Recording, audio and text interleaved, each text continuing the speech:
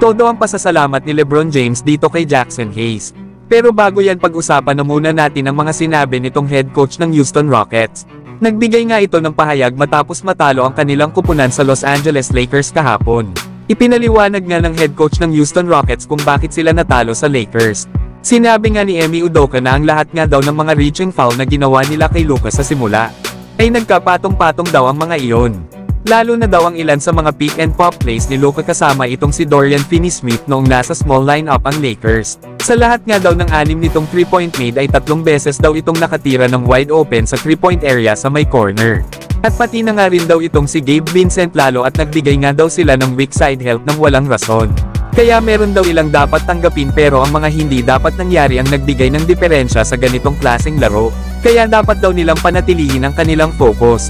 Yan nga mga idol ang mga sinabi ng head coach ng Houston Rockets kung bakit sila natalo kahapon sa Los Angeles Lakers. Alam naman natin mga idol na bagamat isang malakas na kupunan itong Houston Rockets, pero ang ilan sa kanilang mga players ay baguhan pa pagdating ng playoffs. Natanging sila Fred VanVleet, Jeff Green, Dillon Brooks at Steven Adams nga lang ang mga veterano sa playoffs sa kanilang lineup. Lalo at huli pang ang nakapasok sa postseason itong Houston Rockets ay noong 2020 pa sa NBA bubble. Kaya wag na tayo magtaka kung bakit mas lalo nang humihigpit ang depensa ng bawat kupunan. Kaya kailangan maintindihan ng mga batang players ng Houston Rockets ang pinagkaiba ng playoffs atmosphere kesa sa regular season. Dahil sa playoffs ay mahalaga na ang bawat possessions at mas physical na nga rin ang mga kalaban. Kaya masusubukan talaga ang ating kabayan na si Jalen Green kapag nagsimula na ang playoffs. Pero kayo mga idol, ano ang masasabi nyo dito? Samantalang LeBron James pinuri naman ang kanyang teammate na si Jackson Hayes. Ito ay para sa kanyang kontribusyon matapos daw na umalis si Anthony Davis. Ito nga ang mga sinabi ni LeBron sa pinakabago nitong episode sa kanilang podcast ni Steve Nash na Mind the Game. Sinabi nga ni LeBron na una daw sa lahat ay gusto niyang bigyan ng malaking papuri at credit si Jackson Hayes. Na ang kanyang nga raw pag-step up matapos na mawala si Anthony Davis ay isang malaking bagay. Marami nga daw scoring protection sa depensa, rebounding at mga block shots ang nawala. Ngunit hindi daw hiniling nila LeBron James kay Jackson Hayes na punan nito ang lahat daw na iyon. Lalo kailangan nga daw nila na si Jackson Hayes ang magdala ng mataas na enerhiya at maging puwersa sa opensa. Tumakbo din daw sa court at mag-set ng mahusay na screen at maging banta din daw sa loob ayon pa kay LeBron. Pero dagdag pa ni LBJ, mga idol, alam daw nila kung papaano nito na-unlock si Luka para sa kanyang mga lob threat.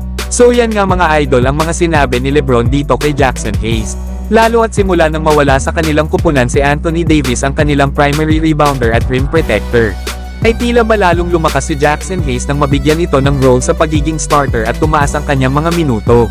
Sabayan pa ng pagkakadagdag ni Luka Doncic sa roster ng Lakers, ay dito na natin nakita ang tunay na potential ng isang Jackson Hayes lalo na sa mga pick and roll nilang dalawa ni Luka, na madalas nga tayong makakita sa dalawang players na gumagawa ng mga play para sa alley-oop dunks.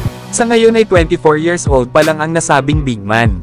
Isa nga itong 7-footer pero yung kanyang bilis at energy sa loob ng court ay aakalain mo na hindi ito isang 7-footer gumalaw. May average nga ito ngayong season matapos na matrade si Anthony Davis ng 8.6 rebounds, 1 steal at almost 2 blocks per game. Si Jackson Hayes nga ay na-draft noong 2019 bilang pang-8 overall pick ng Atlanta Hawks. Pero agad din naman na-trade ang kanyang draft rights papuntang New Orleans Pelicans. Na bagamat kulang ngayon ang Lakers ng isang sentro na mas physical at nahaharap nga sila sa malaking hamon pagdating ng playoffs. Pero gaya nga ng sinabi ko kanina ay pambihira ang energy na dala ni Jackson Hayes sa loob ng court. Malaking tulong nga ito pagdating sa depensa at rebounding para sa Lakers. Kaya asahan natin yung chemistry nilang dalawa ni Luka Doncic lalo na sa mga alley-oop dunks na ginagawa ni Jackson Hayes mula sa lob pass ni Luka. Sa ngayon ay nasa huling taon na si Jackson Hayes sa kanyang kontrata para sa Lakers. Kaya nakadepende sa magiging performance ni Jackson Hayes kung ibabalik pa ba ito ng Lakers next season. Pero kayo mga idol, kung kayo ang Los Angeles Lakers, dapat ba nilang bigyan ng panibagong kontrata si Jackson Hayes?